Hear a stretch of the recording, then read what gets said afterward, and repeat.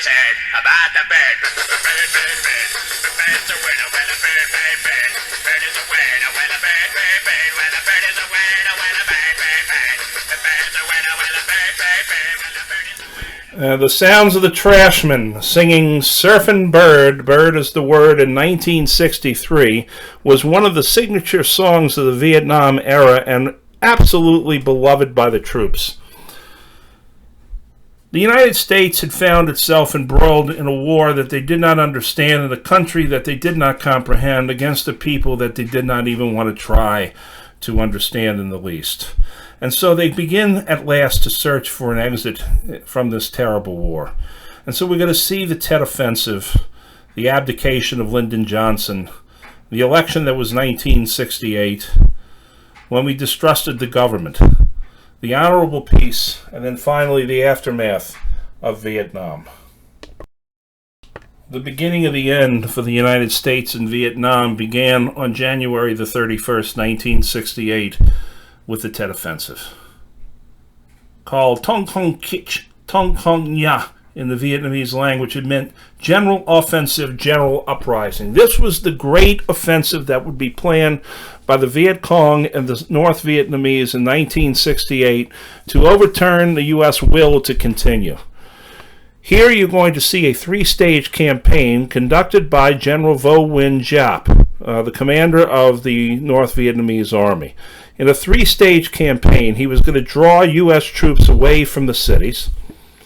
Then he would fight the ARVN in the cities with massed forces and infiltrators. And then he would conduct a major offensive and stir the South to a popular uprising. In the process, 84 major cities, every provincial capital in Vietnam, including Saigon and the ancient city of Hue, would be targeted. And the Battle of Hue, as in Saigon, would be an urban, not a jungle warfare. Part of this whole operation depended upon the fact that the North Vietnamese were conducting a siege at the town of Khe Sanh, at a remote outpost along the demilitarized zone. And so the Tet Offensive began. And at first, it looked like it was going to be a spectacular defeat for the U.S. Army and the ARVN forces.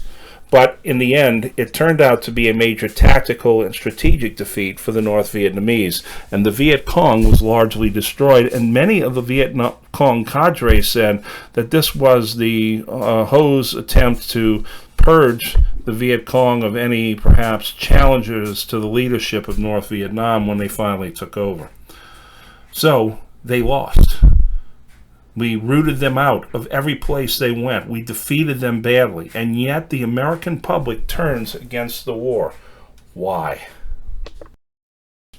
For the longest time, Robert McNamara, the sharp, intelligent Secretary of Defense, somewhat arrogant in his demeanor, had been growing on his mind that the Vietnam War was unwinnable.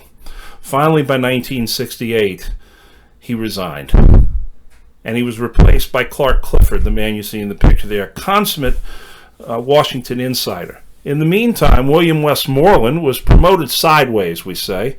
He's not demoted, but he is definitely not really raised up. They make him Army Chief of Staff. And so they bring him to Washington. And they name Creighton Abrams the new Commander-in-Chief. Now, Clifford is one who decides against putting more troops into Vietnam like Westmoreland wanted. And he even begins an investigation into why the war was fought. And he advises Johnson to start negotiating with the North Vietnamese. Here are the two chief warriors of the Vietnam War. Robert McNamara receiving a certificate or a plaque of appreciation from Lyndon Johnson. He took a job with the World Bank. And Westmoreland, you see second from the left as Army Chief of Staff. How awful was the Tet Offensive?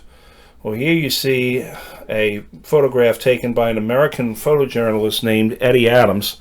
This is of Saigon Police Chief Nguyen Ngoc Loan executing Nguyen Van Liem on February 1st, 1968. And this picture really made Americans wonder what in the hell is going on over in Vietnam. Now, there's more to this picture than meets the eye. For the man getting executed, Nguyen Van Lim, was a Viet Cong cadre. And the police chief had had many of his own family members murdered by Viet Cong. Now, I am not condoning the wanton, cold-blooded murder of a man without any due process, but one must understand the context, which we often call the fog of war. In the lower right-hand picture, you see American MPs that are taking cover in the United States Embassy. The Viet Cong had actually broken into the United States Embassy in Saigon. They didn't get very far inside, but they did have to get rooted out. William Westmoreland was a very competent, astute general, and he had zero political sense whatsoever. He holds a press conference outside the cleared U.S. Embassy and declares victory, which it really was. But he did not really take the temperature of the nation or anything, and says that we've won, we have done it, we've done it. And of course, Americans are saying, hold on, time out, what's going on here? In the upper right-hand corner, you see CBS News anchorman Walter Cronkite, the most trusted man in America, who, when the Tet Offensive broke out, decided that he was going to go to Vietnam and go on a fact-finding mission and find out for himself by talking to the commanders on the ground what was going on in Vietnam. During the Battle of Hue, heroism was at a premium at this time, and there in the bottom right you see Alfredo Gonzalez, Freddie Gonzalez, a sergeant in the United States Marine Corps who took a rocket-propelled grenade right in the gut and was killed, but not before he had done so much that they decided to award him a posthumous Medal of Honor. I bring your attention to the two pictures on the left as you see Marines crouching under a tank, and you see a Marine medic treating a soldier on the track of a tank.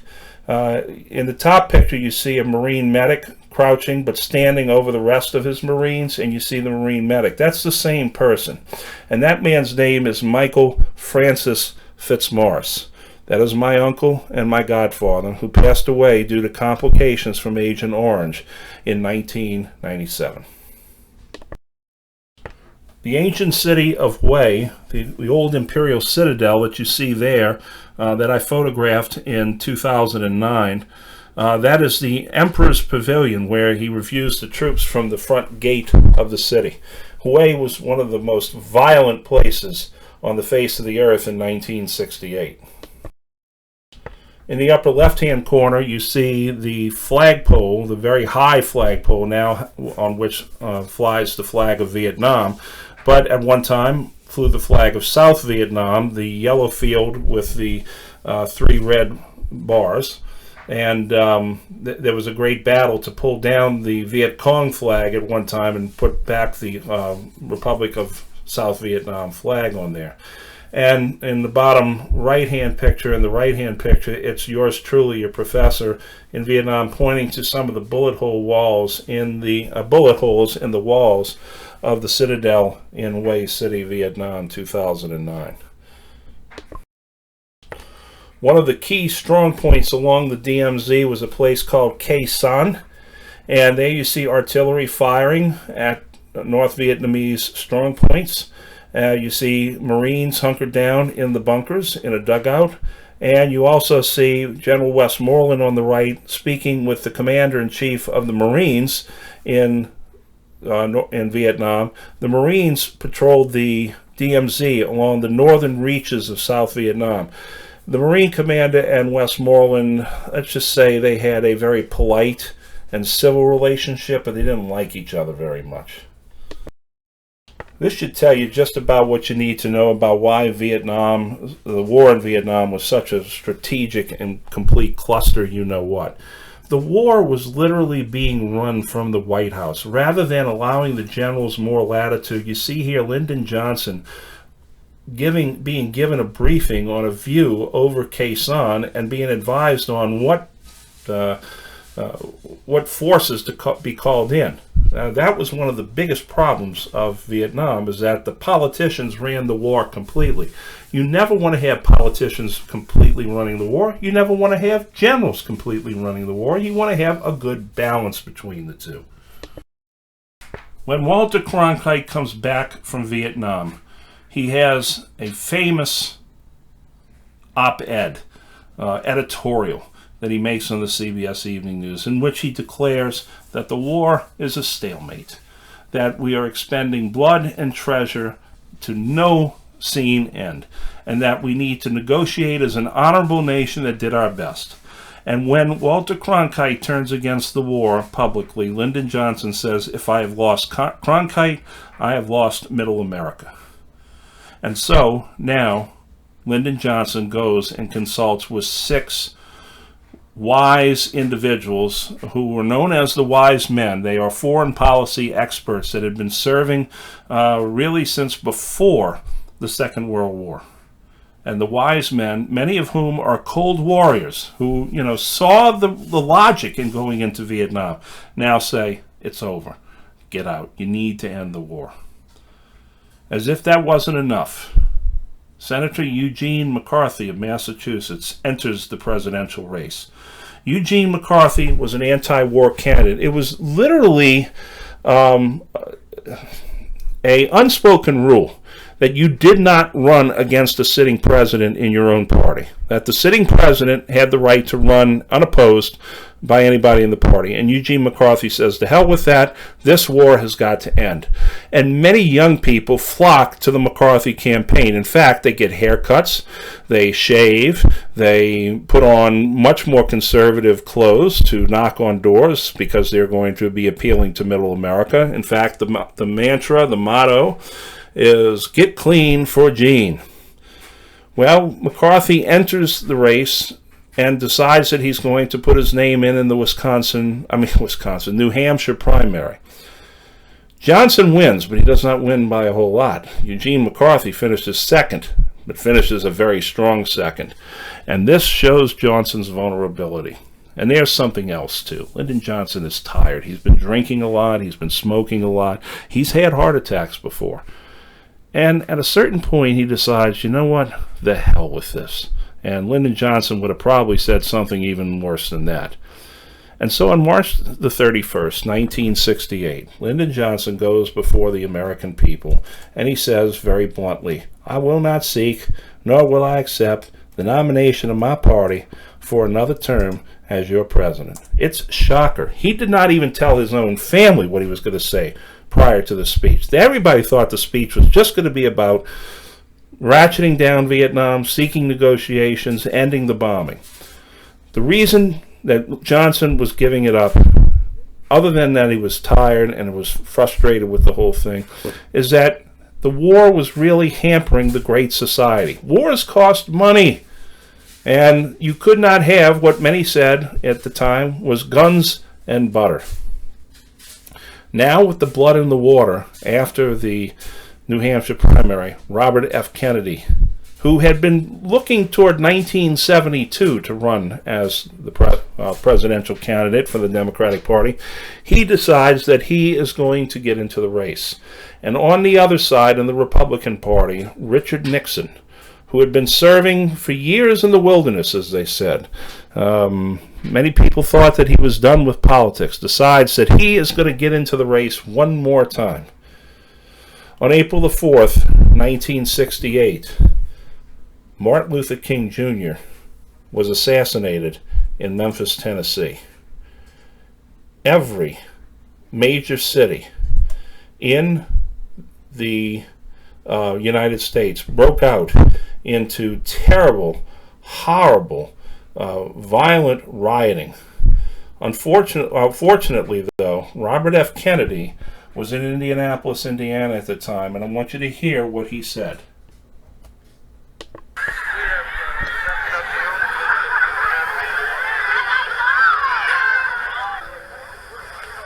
Could you lower those signs, please?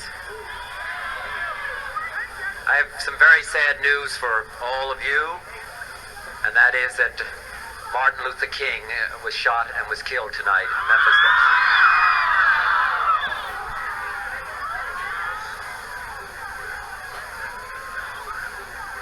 Martin Luther King dedicated his life to love and to justice between fellow human beings. He died in the cause of that effort.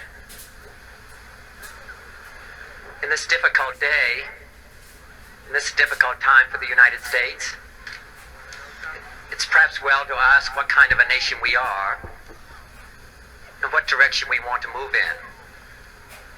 For those of you who are black, considering the evidence evidently is that there were white people who were responsible, you can be filled with bitterness and with hatred and a desire for revenge.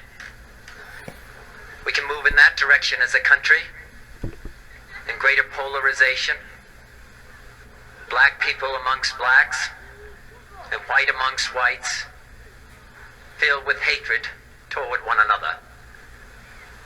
Or we can make an effort, as Martin Luther King did, to understand and to comprehend and replace that violence, that stain of bloodshed that is spread across our land, with an effort to understand compassion and love.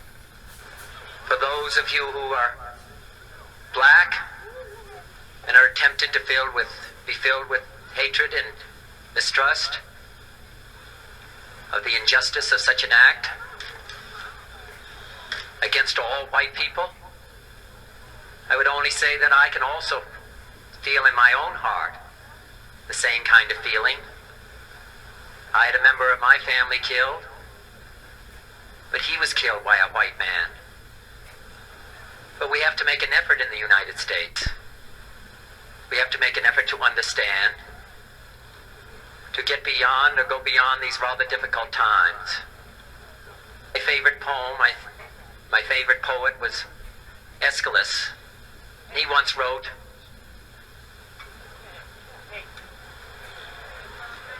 "Even in our sleep, pain which cannot forget falls drop by drop upon the heart, until in our own despair, against our will, comes wisdom through the awful grace of God." What we need in the United States is not division. What we need in the United States is not hatred. What we need in the United States is not violence and lawlessness, but is love and wisdom and compassion toward one another, feeling of justice toward those who still suffer within our country, whether they be white or whether they be black.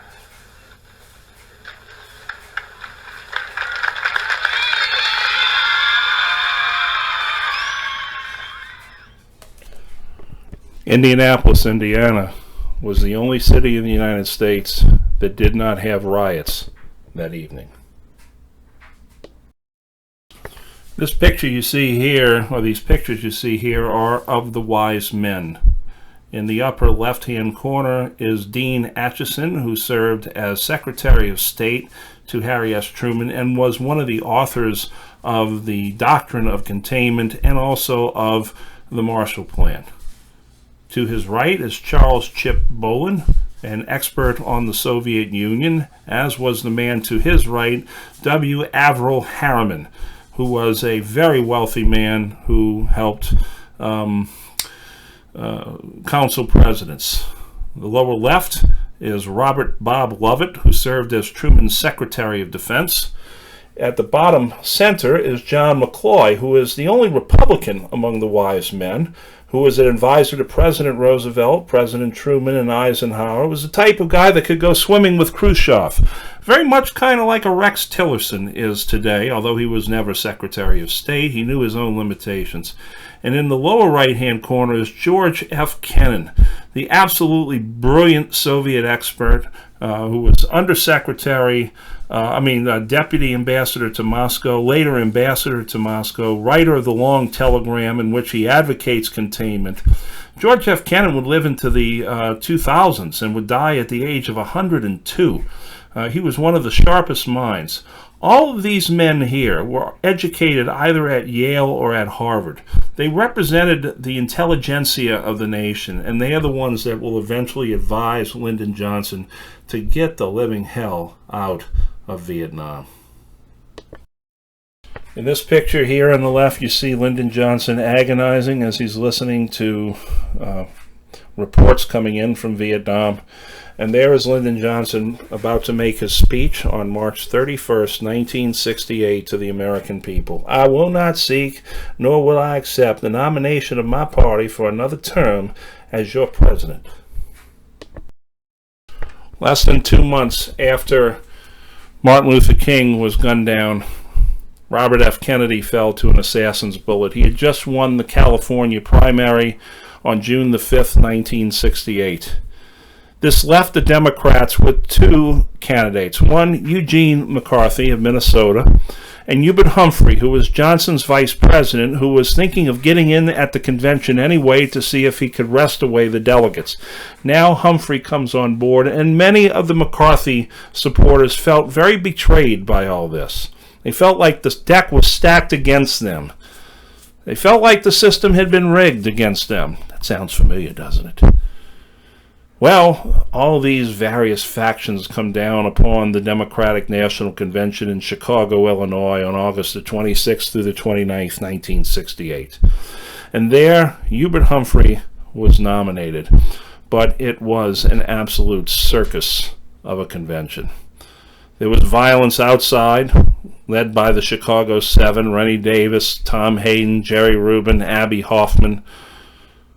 The Chicago police roughed up both protesters and reporters on the convention hall. It was a police riot. The police were as much a part of the problem as were the protesters, but the protesters definitely had started it. The police simply did nothing to really curb the violence. They added to the violence. And there was a great scene in the convention hall where Senator Abraham Ribicoff is condemning the police for what he called Gestapo tactics, and the mayor of Chicago, Richard Daley, who believed that this convention was his shining moment, is sitting there yelling, "Go F yourself, go F yourself, F you," at the top of his lungs. He could be seen on camera doing it.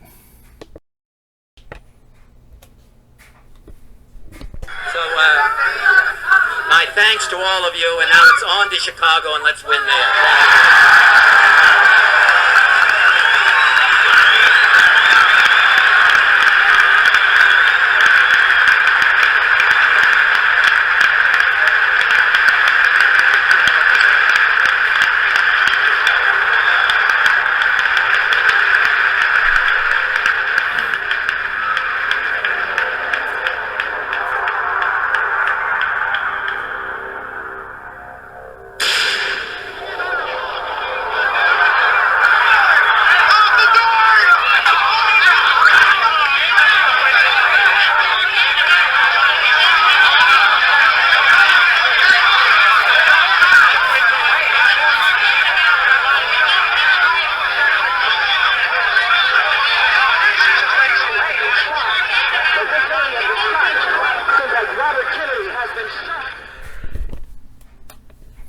The assassination of Robert Kennedy took place in the Ambassador Hotel in Los Angeles, California, right after Kennedy accepted the win for the California primary.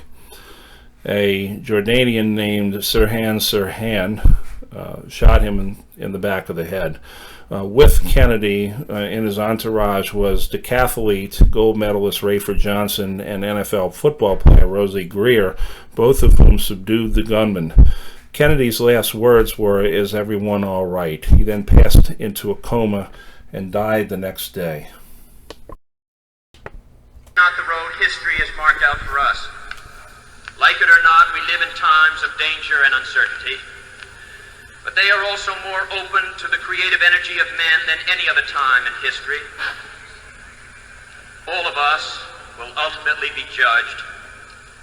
And as the years pass, we will surely judge ourselves on the effort we have contributed to building a new world society and the extent to which our ideals and goals have shaped that event. Our future may lie beyond our vision, but it is not completely beyond our control. It is the shaping impulse of America that neither fate nor nature, nor the irresistible tides of history, but the work of our own hands, matched to reason and principle, that will determine our destiny. There is pride in that, even arrogance, but there is also experience and truth. In any event, it is the only way we can live. That is the way he lived. That is what he leaves us. My brother need not be idealized or enlarged in death beyond what he was in life. To be remembered simply as a good and decent man who saw wrong and tried to right it, saw suffering and tried to heal it, saw war and tried to stop it. Those of us who loved him and who take him to his rest today pray that what he was to us, what he wished for others, will someday come to pass for all the world. As he said many times in many parts of this nation, to those he touched and who sought to touch him, some men see things as they are and say why. I dream things that never were and say why not. That was the voice of Senator Edward Kennedy, senator from Massachusetts. With the death of Robert F. Kennedy, the third of the four Kennedy brothers had taken place, and Ted Kennedy was the last of the Kennedy brothers left alive. Senator Ted Kennedy would live into the 2000s to see the election of a man he supported, President Barack Obama, and to help push health care through the floor of the United States Senate until he finally joined his brothers in rest in the year 2009. As I've said, the Democratic National Convention that came later that year in 1968 turned into an absolute circus. And one of the most signature moments, again, involved Walter Cronkite and the man who would succeed him eventually on the anchor station, Dan Rather, in this telling incident from the Chicago National Convention.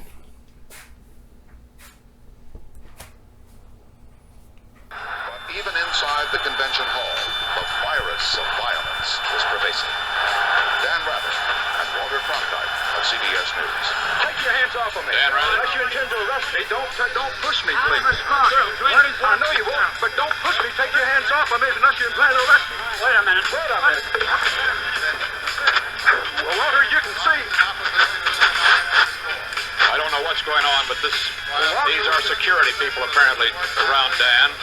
Walter, and obviously getting roughed up. Tried to talk to the man, and we got bodily pushed out of the way. This is the kind of thing that's been going on outside the hall. This is the first time we've had it happen inside the hall. I'm sorry to be out of breath, but somebody felt it in his stomach during that. What happened is a Georgia delegate, at least he had a Georgia delegate sign on, was being hauled out of the hall. We tried to talk to him to see why, who he was, and what the situation was. And at that instant, the security people, well, as you can see, put me on the jack. I didn't do very well. I think we've got a bunch of thugs here, Dan. If I may be permitted to say so. Well, mind you, Walter, I'm all right. It's all in day's work. What went on outside was even more violent, as you see here, where police are roughing up protesters. The reason that they were there in the first place was they were very afraid that Hubert Humphrey was going to be nominated and would keep the war going. And many felt that the Democratic Party should stand on an anti-war plank. And this was a very big thing, especially for the youth, because, after all, they would have been the ones eligible for the draft. The Republicans had actually had a rather more sedate convention prior to the Democrats. Remember that the party that's out of power always goes first. The Republicans looked like they were going to go toward one of two candidates, Nelson Rockefeller of New York, of the famous Rockefeller family, or George Romney, the governor of Michigan. That name sounds familiar to you. It should, because his son Mitt was the Republican nominee in 2012, losing to Barack Obama. Neither man got the nomination because Richard Nixon rose up out of the wilderness. Richard Nixon had run for governor of California in 1962 after he had lost the presidency, and he lost the governorship of California to a man by the name of Pat Brown, the father of the current California governor, Jerry Brown. And Nixon, very petulantly and angry, said, "You won't have Nixon to kick around anymore." And that seemed to be it, that he was out of politics for good. And in fact, the owners of Major League Baseball approached Nixon to see if he would become the commissioner of baseball. But Nixon, by 1966, had other plans and was getting ready to make a run again in politics for the presidency. He comes up with what is called a secret plan to end the war. Well, what is the secret plan? Well, I can't tell you. It's a secret, which meant he really didn't have a plan. He makes a very broad appeal to law and order, to appeal to middle-class white America, because he was going to obviously be contrasting himself with the protesters. The election now takes place, and when it first comes out, and Humphrey is the nominee, he has a sizable disadvantage to Nixon in the polls. But as the election day keeps going, Humphrey begins to climb in the polls. He climbs with what he calls the politics of joy. That is his campaign, where, first of all, he adopts the anti-war platform to bring the boys home by Christmas, he says, and to equate political actions with morality, once and for all. In the end, it's a narrow Nixon victory. And one of the reasons why it was a narrow Nixon victory is that Governor George Wallace of Alabama, the arch segregationist, running for basically an America First party, peeled off a large number of votes from those who had been traditionally Southern Democrats. But in the end, Nixon won by just a fraction of a percentage point over Humphrey in the final tally. And so, Richard Nixon becomes the President of the United States of America.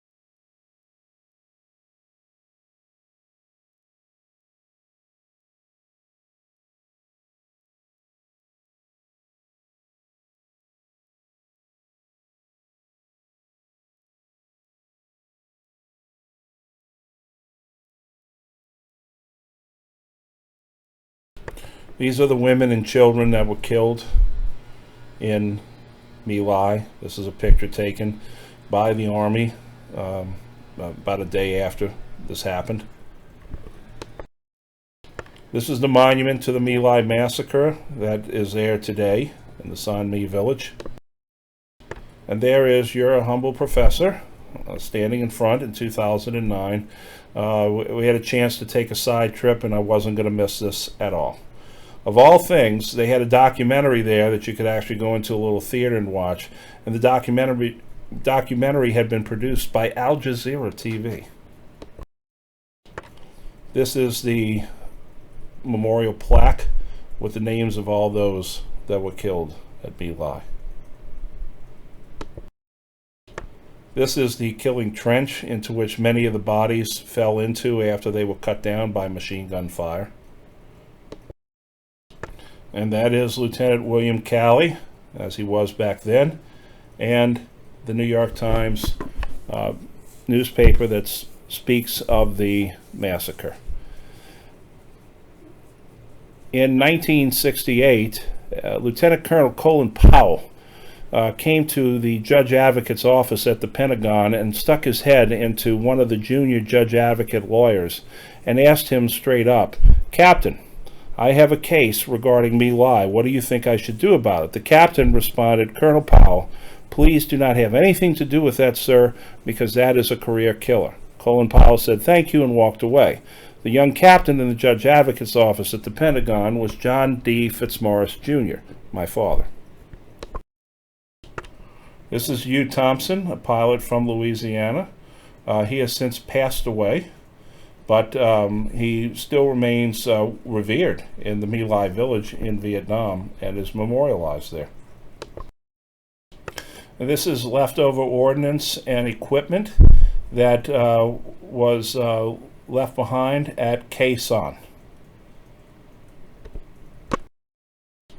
Here again you see a rusted out tank from Khe Sanh, and that overgrown stretch there is actually the old airstrip at Khe Sanh.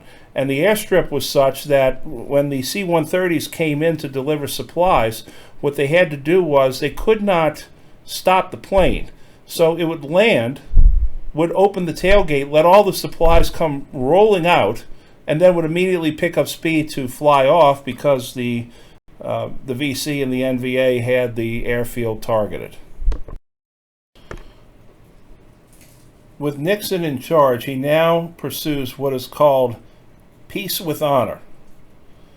His cabinet that pursues this goal: Secretary of State William Rogers, Secretary of Defense Melvin Laird, H. Robert Haldeman, Bob Haldeman, his Chief of Staff, and Dr. Henry Kissinger, his National Security Advisor, and National Security Advisors have been in the news quite a bit lately, and later his Secretary of State.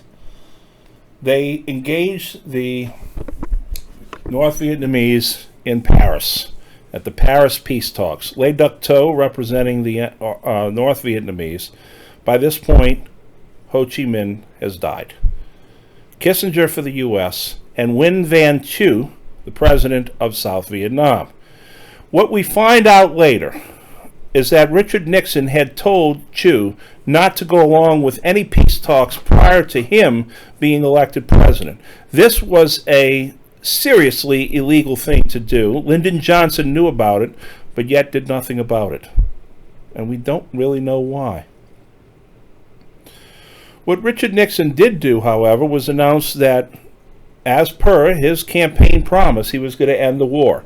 And he's going to do it through what was called Vietnamization, that the U.S. would reduce its involvement and turn over more and more of the operations to the South Vietnamese Army.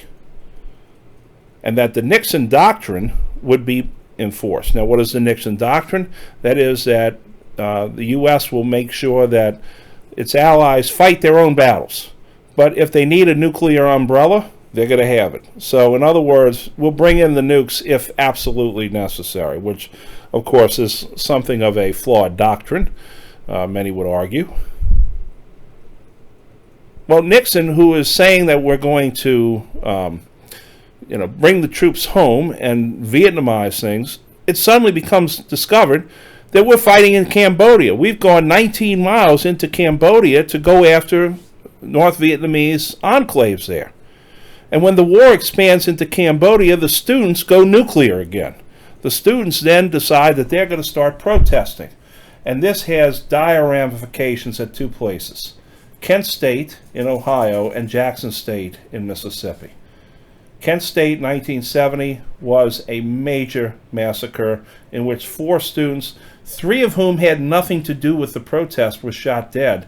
And Nixon came on later and said that those students were nothing more than a bunch of bums. And when the father of the young girl who was going to class when she was shot, she was not participating in the protest, said, "My daughter was not a bum," Nixon had a major PR disaster on his hand. And so he has to go and make a speech before the nation in which I'm appealing to all of you, the vast silent majority, to support us in our whatever he wants them to support. And the silent majority speech in many ways rescues what had been at that point a very bad PR disaster. A Republican governor of Ohio had ordered the National Guard to fire on students and killed those who were not even participating, and then the President of the United States calls them a bunch of bums. That is Dr. Henry Kissinger, who is, by the way, still alive, a very controversial figure in many circles. But he is a very brilliant foreign policy specialist, often consulted by both Democrats and Republicans. The photograph you see shows Marianne Vecchio, a 14-year-old runaway, taking part in the anti-war movement, kneeling in agony over the body of Jeffrey Miller, who had been shot by the Ohio National Guard moments earlier. Vecchio had joined the protest while visiting the campus, where she had befriended 2 of the other students who had been hit by gunfire that day. Other photographers also captured the scene from other angles, but it is this photograph by John Filo that was awarded the Pulitzer Prize at May 4th, 1970. With the signing of the Paris Peace Accords, U.S. troops now begin to come home en masse. Coming home also with the troops with the Paris Peace Accords were the POWs. Prisoners of war, most of whom were pilots, Navy and Air Force pilots who had been shot down on bombing runs over North Vietnam. They had been kept in a variety of prisons, but mostly kept in the Ho Loa prison, which was known as the Hanoi Hilton. Originally, it was built by the French to house Vietnamese political prisoners. It then became a prison for American captives. The American captives were not treated as prisoners of war. They were treated as prisoners and were treated brutally, often being given food that was unwashed, which meant that it still had human excrement fertilizer on it. They were beaten. They were given very poor medical treatment. Nonetheless, they maintained a rigid discipline, code of military conduct, in which even if they broke under pressure, as long as they explained what they had done after they broke under the strain and so forth, then they would have been reaccepted by their mates. This is where John McCain, whom you saw in the first picture of your notes for this section, and James Stockdale, who was vice presidential candidate in the 1992 election with H. Ross Perot, and Jeremiah Denton, who was given a TV interview while he was a prisoner and blinked in Morse code that they were torturing him, and for this he was given the Navy Cross. When the POWs came home, they were given a hero's welcome, and many of the veterans who had not been POWs but had fought were somewhat resentful, not of the veterans themselves, not of the POWs themselves, but of the reception itself. Now, U.S. involvement in Vietnam didn't come to an end in 1973. We still had advisors over there. In 1972, the North Vietnamese try a massive offensive called the Easter Offensive. But ARVN and U.S. advisors turned back the North Vietnamese army, but the U.S. continued to withdraw aid and support from South Vietnam. Finally, in 1975, Saigon is surrounded and then falls to the North Vietnamese, and only at the last second does the U.S. ambassador, who was holding out hope that something could be done by the country, evacuate the U.S. embassy and leave more than 1,500 South Vietnamese nationals behind as a result. The post-Vietnam U.S. Army nearly collapsed because of the strain that had been put on it since during the Vietnam War. You also had what was called the Vietnam Syndrome. The Vietnam Syndrome is the reluctance by Americans to get involved in any foreign wars overseas. So anytime we think about going to war someplace and people say, well, you know, we don't want to get involved in some sort of a quagmire, I don't know, like, say Afghanistan, many those in favor of war said, well, we don't need to be dealing with the Vietnam Syndrome here. There's a great deal of resentment and bitterness among Vietnam veterans that continues to this day, and Vietnam becomes a litmus test in politics as well. For a long time, political candidates were judged upon their willingness to serve in Vietnam, and then it became quite controversial in the 2004 election when John Kerry, a Vietnam veteran, went against George Bush, who was in the National Guard during Vietnam and did not see action, and yet the Republican political machine, led by the Swift voters, managed to paint John Kerry as not as patriotic as George Bush. Here you see in the upper left Vietnamese nationals trying to storm the wall of the U.S. Embassy to get in as the North Vietnamese are coming in. You see the house of one of the U.S. consuls in Vietnam as people are climbing up the ladder to get on the helicopter. And you see a tank bursting through the gates of the presidential palace to bring the Vietnam War to a close. When Saigon fell in April of 1975, President Gerald Ford was in New Orleans at Tulane University giving a speech. He said simply, the Vietnam chapter is now closed. He couldn't have been more wrong in so many ways. And he did not want the Vietnam chapter to be closed, but Congress said no more money, and that was it.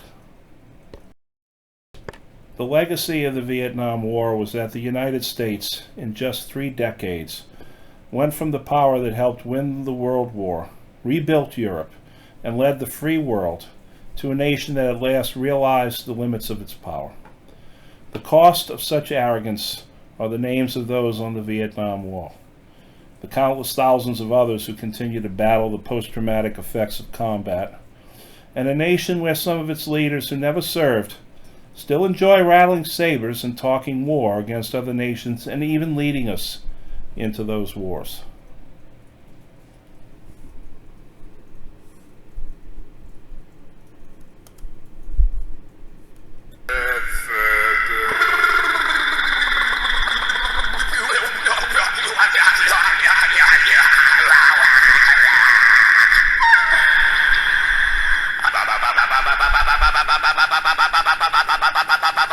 Mama,